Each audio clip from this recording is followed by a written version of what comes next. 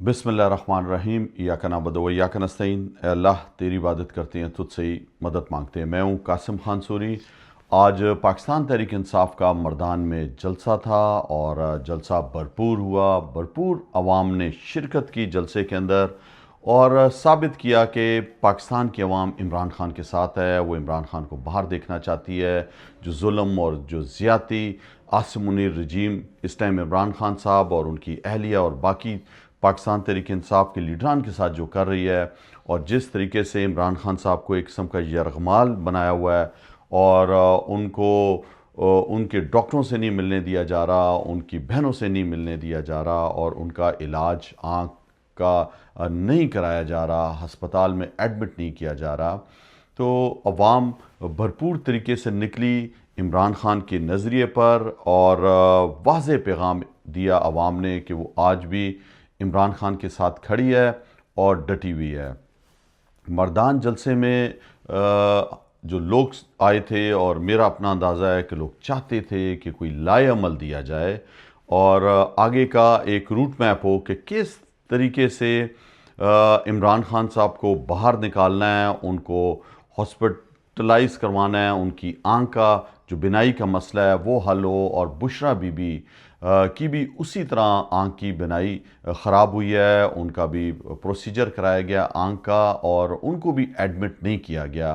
तो ये सब कुछ हम सब देख रहे हैं। अवाम जब आई थी मर्दान के जलसे में, बहुत बड़ी तादाद में लोग आए हैं और हम सबको पता है हमेशा से पाकिस्तान तहरीक इंसाफ का जलसा हो और लोग ना आए, ये हो नहीं सकता। और वो भी खैबर पख्तूनख्वा में जब जलसा हो, पूरे पाकिस्तान की अवाम इमरान खान के साथ है। और जो सर्वेस कराए जा रहे हैं, जो बातें की जा रही थी कि शायद अब जो है वो फील्ड मार्शल आसिम मुनीर साहब को बड़ी जो है ना वो पॉपुलैरिटी मिल गई है, खाक पॉपुलैरिटी मिल रही है। एक तरफ इमरान खान जो पूरी मुसलमान उम्मा का लीडर है और एक तरफ जो है वो सरकारी मुलाजिम।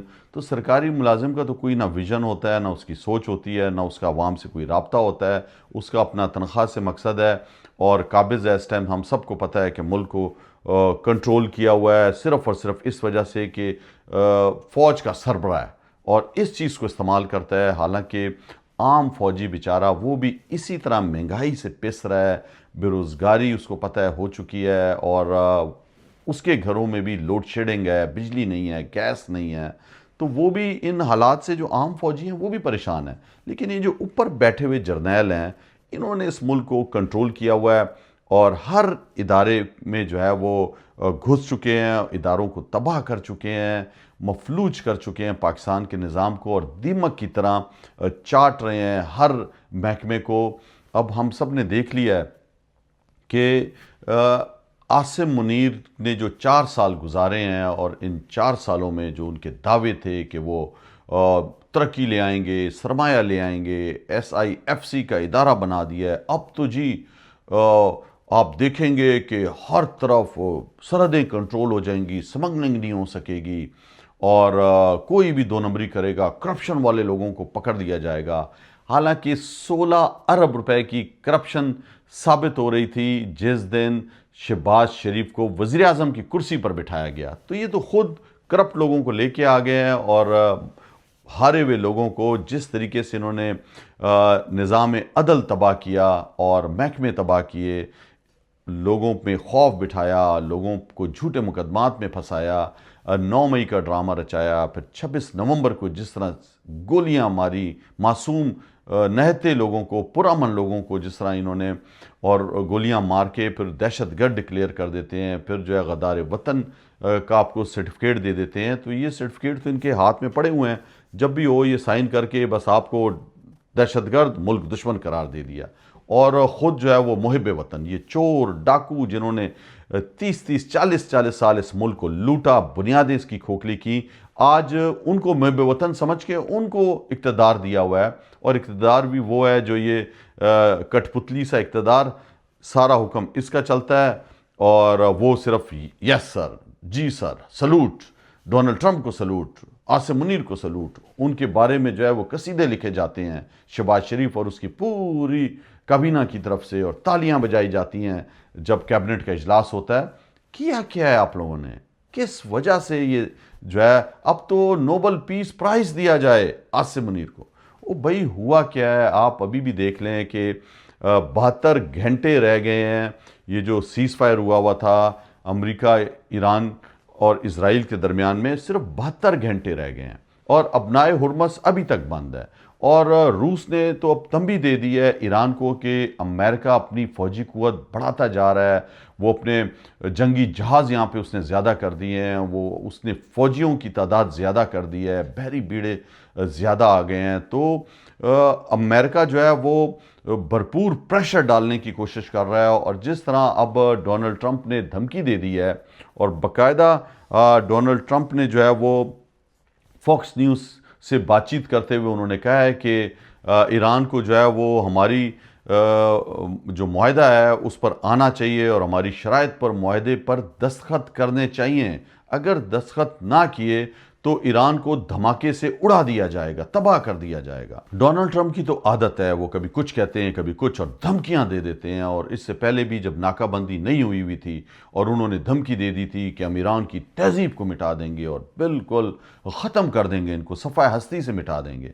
تو اب پھر انہوں نے جو ہے وہ 72 گھنٹے رہ گئے ہیں، اب پھر دھمکی دے دی ہے کہ اگر مذاکرات کی ٹیبل پہ نہیں آتے، دوسرا مذاکرات کا دور جو پاکستان میں ہونے جا رہا ہے وہ کہہ رہے ہیں. اور انہوں نے کہا بھی ہے کہ اس دفعہ وٹکاف اور کرشنر کو وہ بھیج رہے ہیں اور جے ڈی وینس نائب صدر امریکہ کے وہ نہیں آئیں گے.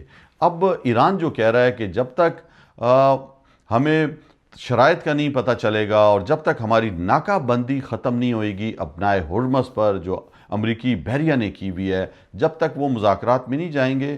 اور اب دیکھنا یہ ہے کہ کیا یہ مذاکرات ہونے جا رہے ہیں یا نہیں اور اس کا نتیجہ کیا نکلتا ہے. اس لیے کہ ڈونلڈ ٹرمپ جو ہیں وہ اس ٹائم پیشنٹس لوز کر رہے ہیں. اقتصادی طور پر معاملات پوری دنیا میں بگڑتے جا رہے ہیں، تیل کی کمی ہو رہی ہے، کھاد کی کمی پیدا ہو رہی ہے اور پورا یورپ جو ہے وہ الگ ہو چکا ہے امریکہ سے، نیٹو الگ ہو چکا ہے. اور جو ہمیشہ سے اتحادی رہے تھے امریکہ کے، آج وہ بھی امریکہ کو چھوڑ کے جا رہے ہیں. اور وہ اسرائیل کے خلاف بھی جو ہے وہ آ گئے ہیں میدان میں کہ جو لبنان پر جو ظلم ہوا ہے اور جس طرح 12 لاکھ لوگوں کو بے گھر کیا گیا اور تقریباً 10 کلومیٹر کا لبنان کا علاقہ جو ہے وہ اسرائیل نے اپنے قبضے میں لے لیا ہے، بفر زون اس پہ بنایا جا رہا ہے.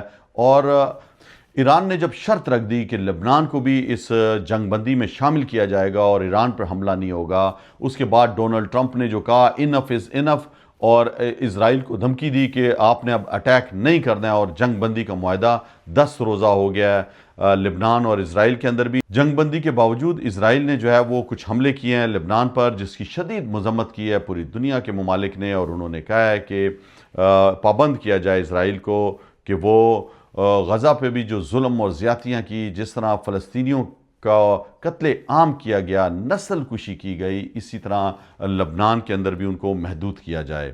تو اب دیکھنا یہ ہے کہ کیا آیا یہ پاکستان میں مذاکرات ہونے جا رہے ہیں یا نہیں. اس لیے کہ پاکستان میں ایک دفعہ پھر سیکیورٹی ہائی الرٹ کر دی گئی ہے، روٹ میپ جاری کر دیا گیا ہے کہ کون سا رستہ استعمال کیا جائے گا اور کون سا نہیں. اسکولوں کو آپ کو پتہ ہے کہ وہ تو کوئی چھوٹا سا بھی واقعہ ہوتا ہے پاکستانی حکومت سب سے پہلے بچوں کی تعلیم تو دینا ہی نہیں ہے چاہتے، خود بھی پڑھے لکھے نہیں ہیں اور عوام کو بھی تعلیم سے دور رکھ رہے ہیں، تو سب سے پہلے تو یہ اسکول بند کر دیتے ہیں. ایران کی طرف سے ابنائے ہرمز پر کنٹرول دوبارہ سے حاصل کر لیا گیا ہے اور اس کو دوبارہ سے بند کر دیا گیا ہے، جبکہ اس کی ناکہ بندی امریکہ کر رہا ہے اور امریکہ کہتا جا رہا ہے کہ ابنائے ہرمز کو کھولا جائے. لیکن ایران کہہ رہا ہے کہ سب سے پہلے جو معاہدہ ہوگا وہ معاہدے کی شرائط بتائی جائیں. اور معاہدے کے اندر سب کو پتہ ہے کہ ایران نے 44 دن جنگ گزاری ہے اور کھڑا رہا ہے، اپنے لیڈران کو شہید کر دیا، اپنے بچیوں کی شہادتیں دی ہیں اور بہت زیادہ نقصان ہوا ہے. انہوں نے جو نقصان کا تخمینہ لگایا 270 ارب روپے کا نقصان ہوا ہے. ایران اور امریکہ کے درمیان میں جو ڈیڈ لاک آیا اور ایران نے جو شرائط رکھی ہوئی ہیں اس شرائط کے اندر سب سے پہلے یہ تھا کہ عدم ایٹمی ہتھیار بنانے کا جو معاہدہ انہوں نے 1968 میں کیا تھا، جو ٹی ٹی سائن کی تھی NPT کی، تو اس کے تحت تو وہ ایٹم بم نہیں بنا رہے، اور ان کو اجازت ملی ہوئی ہے کہ وہ یورینیم فضا کر سکتے ہیں اپنے سائنسی تجربات کے لیے، میڈیکل کے لیے اور توانائی کے لیے۔ تو وہ جو انہوں نے یورینیم فضا کی ہوئی ہے 450 کلو گرام، اور اس کے علاوہ بھی ان کے پاس پڑی ہوئی ہے، تو وہ کہتے ہیں وہ تو ہماری ہے اور ہم اس کو ہرگز کسی بھی ملک کو نہیں دیں گے، اور ہم ایٹمی ہتھیار بنانے جا ہی نہیں رہے، اور ہماری نگرانی باقاعدہ ایٹمی تنصیبات کی IAEA کرتا رہا ہے۔ تو وہ اس موقف پہ قائم ہے، جبکہ ڈونلڈ ٹرمپ کی کوشش ہے، اور وہ بار بار کہتے ہیں کہ فرسودہ یورینیم جو ہے وہ امریکہ کے حوالے کر دی جائے۔ رشیا نے بھی کئی دفعہ ڈیمانڈ کیا ہے کہ اگر ایران چاہتا ہے تو ہم اس کی فرسودہ یورینیم جو ہے اپنے پاس رکھ سکتے ہیں امانت کے طور پر۔ ایران اس پر ڈٹا ہوا ہے، ایران اس کے ساتھ ساتھ اس پر بھی ڈٹا رہا کہ یہ جو سیز فائر ہوا ہے اس کے اندر لبنان بھی شامل ہے، اس کو بھی شامل کیا جائے۔ امریکہ کے صدر ڈونلڈ ٹرمپ نے نتنیاہو کو پابند کیا اور ان کو مذاکرات پہ لے کے آئے، 10 روزہ مذاکرات لبنان اور اسرائیل کے درمیان میں بھی کروائے۔ لیکن ڈونلڈ ٹرمپ نے جیسے ہی بات چیت کا پہلا دور ختم ہوا تھا اور اس کے بعد ناکہ بندی کر دی اپنائے ہرمز کی،